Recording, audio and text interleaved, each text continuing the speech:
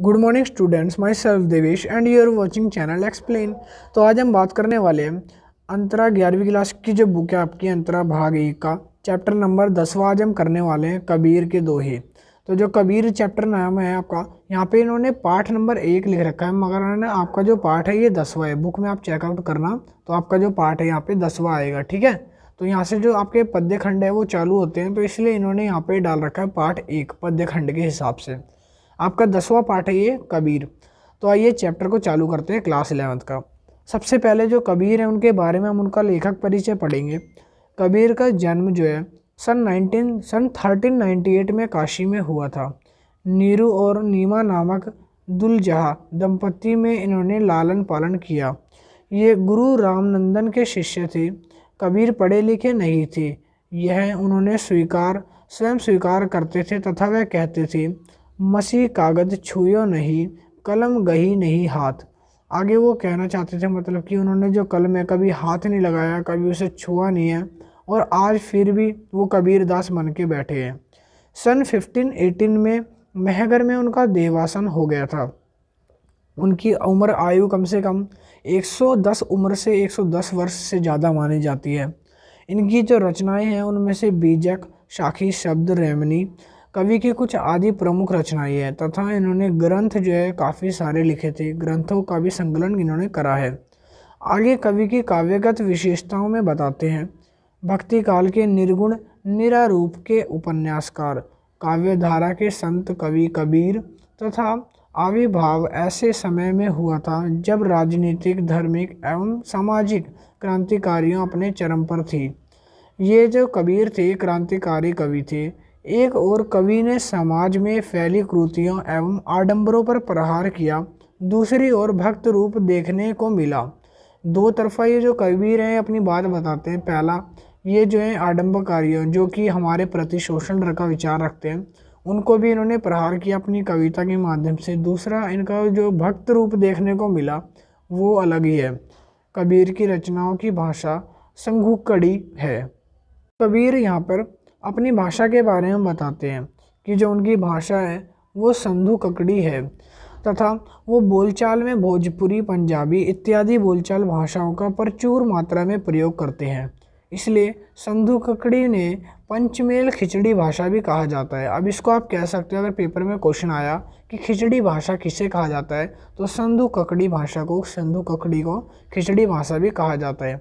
कवि का कार्य, जो कवि के काव्य हैं वो तदुपरांत लव्य तथा लक्ष्यबद्धता के कारण गेय हैं। गेय मतलब होता है गाने योग्य है, गा सकते हो आप उसको, अर्थात उसको गाया भी जा सकता है, जो मैंने अभी आपको बताया। उसकी साखी, शब्द एवं रेमानी के माध्यम से उन्होंने अपनी भावनाओं को जनमानस तक पहुंचाने का हिस्सा बनाया। कवि ने काव्य में अलंकारों का स्वाभाविक प्रयोग किया है, मतलब कि जहाँ पर उनको लगता है कि अलंकार आने चाहिए तो उन्होंने उसको अलंकार भी दिए हैं। कवि का जो पहला पद है, पहले पद की कुछ छंद पंक्तियाँ यहाँ पर मैं आपको गा के बताऊँगा। अरे इन दोन रहा है जाई, ये इन्होंने छंद पहले की पंक्तियाँ लिखी है। बीच का जो है इन्होंने पूरा नहीं लिखा, बस हम इसकी अभी आपको व्याख्या बताएंगे। पहला पद है, आप बुक में भी पढ़ के चेक कर सकते हो। अरे इन दो रहा न जाई, इसका जो मूल भाव है कवि जो कहना चाहते हैं, प्रस्तुत पद पहले में कवि ने बीजक संग्रह से उद्गृत हिंदू एवं मुसलमान दोनों धर्मों के ऊपर कर्मकांड एवं आडंबरों का विरोध करते हुए कवि कहते हैं कि दोनों ही अज्ञानतावश ब्रह्मा कर्मकांडों के वास्तविक धर्म मान बैठे हैं, तथा इन्हें धर्म के मर्म का तो ज्ञान ही नहीं है। वो कहना चाहते हैं कि इनको धर्म का कुछ पता नहीं है, फिर भी ये धर्म रूप बना के बैठे हैं। धर्म का वास्तविक अर्थ होता है उचित कर्मों से व्यक्ति एवं समाज का मार्गदर्शन करना, परंतु ये केवल दिखावा करते हैं। वास्तव में दोनों ही पथभ्रष्ट हो चुके हैं, दोनों ही अपना रास्ता जो है भूल चुके हैं, गलत रास्ते या गलत पटरी पे आ चुके हैं, कह सकते हो हिंदी भाषा में बोलूँ तो। इनका यह अज्ञान परमात्मा को प्राप्ति में बाधक आता है। अगर इनका ऐसा ज्ञान ले लिया तो परमात्मा की प्राप्ति में जो है बाधक बन जाएगा। आगे वो उसकी व्याख्या करते हुए पद की बताते हैं, पूरे पहले पद की व्याख्या करते हैं। हिंदुओं के विषय में कबीर जो है वो कहना चाहते हैं कि ये जो है वर्ण भेद में विश्वास करते हैं, तथा उच्च वर्ग और व्यक्ति निर्माण वर्ण तथा व्यक्ति को अस्पृश्यता माना जाता है और अपने पात्रों में बर्तनों को छूने नहीं देते, परंतु स्वयं वेश्यागमन जैसे निम्न गलत कर्म भी करते हैं। इन्होंने जैसे कि बताया, तो कवि इस माध्यम से बताना चाहते हैं कि अगर कोई हिंदू का आदमी मुसलमान आदमी के घर में जाकर उसके पात्रों को या बर्तन को हाथ लगाता है तो वो उसको अछूत मानते हैं। ऐसे ही अगर मुसलमान आदमी हिंदुओं के बर्तन को हाथ लगाता है तो वो उसको अछूत मानते हैं। मगर दोनों में एक समांतर क्या है, दोनों ही वेश्यागमन जैसे निम्न कर्म में लिप्त हैं। निम्न मतलब छोटी सोच वाले, मतलब कि लड़कियों को नचाना, वेश्याओं को नचाना, ऐसे कर्म करते हैं। तात्पर्य यह है कि दोनों ही अपने हीन कर्मों में लीन है, केवल श्रेष्ठ होने का दिखावा करते हैं। दोनों ही अपने आप को सर्वश्रेष्ठ समझते हैं। मुसलमानों की दशा भी कुछ इसी प्रकार भिन्न नहीं है। ये दिखावा करते हैं कि पीर औलिया बनकर मोह माया को दूर रख के सबकी दूसरी ओर रसना के आगे विवश हैं। ये चाहते हैं कि हम मोह माया से दूर रहते हैं और हमें कुछ भी अच्छा नहीं लगता, हम किसी को भी नहीं छेड़ते, त्याग करते हैं हर चीज़ का, केवल स्वाद के लिए मांसाहारी है और जीव हत्या करते हैं। मगर ये लोग जो हैं पशुओं को मारते हैं, जीव हत्या करते हैं, जिनकी हिंसा करी जाती है। वे अपने आप को खुद को ये बंद कैसे हो सकते हैं। ये कहते हैं कि जीव हिंसा करने वाला खुदा के बंदे कैसे बन सकते हैं। जो खुदा है वो जीव हत्या को मना करता है, मगर ये खुद लोग जीवों को मारते हैं। समाज की नीतियों के प्रतिकूल रक्तबद्धतों को विवाह करते हैं। अब ये बोलते हैं कि हमारे जो संबंध है उसमें किसी का भी रक्त संबंधों से विवाह कर देते हैं, मतलब कि भाई भाई की लड़कियों से, मौसी भाई की लड़कियों से विवाह कर लेता है, इस तरह से विवाह करते हैं। दोनों ही सत्य की राह से भटके हुए हैं। इस प्रकार वे दोनों ईश्वर की प्राप्ति नहीं कर सकते, ये कवि बताना चाहते हैं। कवि इसके काव्य सौंदर्य के अंदर बताते हैं। इसका जो भाव पक्ष है, कवि का समाज सुधारक रूप से दृष्टि जो है वो दिखाई गई है। कवि हिंदू और मुस्लिम दोनों के आडंबरों पर तीखा प्रहार करते हैं। आडंबरों को ईश्वर प्राप्ति तथा मार्ग में बाधक माना जाता है। ये एक ईश्वर है, रहीम, राम रहीम में कोई भेद नहीं है। ईश्वर सर्वदा ईश्वर रहेगा। ईश्वर सर्वव्यापी है तथा वह सभी प्राणियों को हृदय से विद्यमान है। दोनों ही अपनी मानवता को अपनाने को कहते हैं। इस तरह से कवि आगे बताते हैं कि उनका जो कला पक्ष है, कला पक्ष में मतलब उन्होंने इस काव्य के अंदर किस चीज़ का इस्तेमाल किया है। सुंगढ़ी भाव्य तथा भावों का सहज इस्तेमाल, शब्द चयन अच्छे से करें हैं, भावनात्मक वाला कवि ने लिखा है। सब सखिए कहे कबीर अनुप्रास अलंकार लिया है। यहाँ पे आपको दिख रहा होगा सह की आवर्ती है, क्या क्या की आवर्ती है। जब दो बार एक जैसे अक्षर आगे पीछे आ जाते हैं जैसे क्या और क्या है, तो वहाँ पर अनुप्रास अलंकार होता है ये वाला। ऐसे ही यहाँ पे उन्होंने बताया जो गायन शैली और पद्य है, मतलब कि जो पद है वो पूरा गा सकते हो आप। छंद मुक्त शैली लिखी है इन्होंने।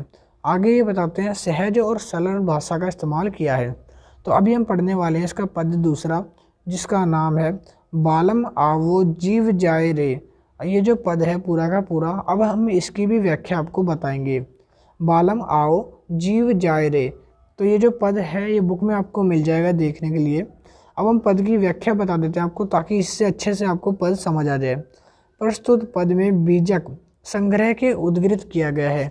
ये कवि कबीरदास ने भक्त रूपी दृष्टिकोण तथा पद में कबीर ने स्वयं को जीवात्मा और पत्नी को परमात्मा तथा पति मानकर परमात्मा रूपी पति तथा वियुक्त जीवात्मा तथा विग्रह व्यवस्था का चित्रण किया है। कवि यहाँ पे बताना चाहते हैं एक पत्नी और एक पति की जो परमात्मा है, दोनों का आपस में परमात्मा और जीवात्मा के बीच में किस तरह से विग्रह कराया जाता है उसके बारे में हम यहाँ पे पढ़ेंगे। तो कवि अब बताते हैं परमात्मा से मिलन न हो पाने से कारण कबीर ने एक वियोगिनी की भांति एक आनंद भाता तथा नींद भी नहीं आती है।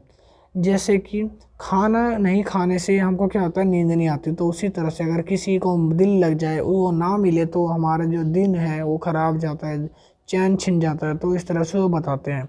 कवि ने साधक को नायिका तथा परमात्मा को नायक के रूप में चित्रित किया है।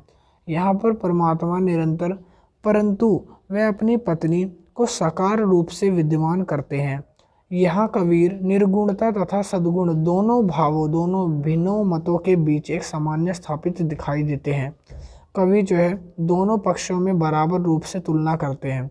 कवि का जो काव्य सौंदर्य है इसमें उन्होंने भाव पक्ष में क्या क्या लिया है। कवि का पहला जो है भक्त रूपी दृष्टिकोण दिखाया जाता है। दूसरा, ये जो ज्ञान चक्षु खोलने पर ईश्वर की प्राप्ति करने को आतुर हो उठता है। रस विलंग तथा वियोग श्रृंगार भक्ति रस का इस्तेमाल किया है। भक्ति रस तथा इन्होंने श्रृंगार रस किसी भी कल्पना को सुंदर बनाने के लिए काफ़ी होता है। कला शैली इनकी कैसी है। भाषा आपकी मैंने बताई थी, संधु ककड़ी है भाषा संधि। दिखाया दो काकी कहे जीव जय। अब मैं आपको बता दूं कि इसके अंदर अनुप्रास अलंकार है, क्योंकि आगे वाले अक्षर दोनों के सेम से हैं। जैसे कि देख रहे होंगे कै वाले अक्षर सेम है, जय वाले अक्षर सेम है। ठीक है, तो इस तरह से भाषा जो है कौन सी है, अनुप्रास अलंकार। ठीक है, तो यहाँ पे उन्होंने बताया आगे प्यासे को निरत दृष्टवा, यहाँ पे भी एक अलंकार लगाया गया है। लास्ट में इन्होंने बताया लय एवं तद बुद्धिम ज्ञ पदशैली है। जो पदशैली है वो एकदम लय में है, आप गा के उसको पढ़ सकते हो। तो यहाँ पे जो चैप्टर नंबर आपका 10th है वो ख़त्म हो जाता है, कबीर। मिलते हैं नेक्स्ट चैप्टर की तरफ। वीडियो अच्छी लगी तो चैनल को लाइक शेयर एंड सब्सक्राइब करते हुए जाना। अभी के लिए इतना ही एंड थैंक यू।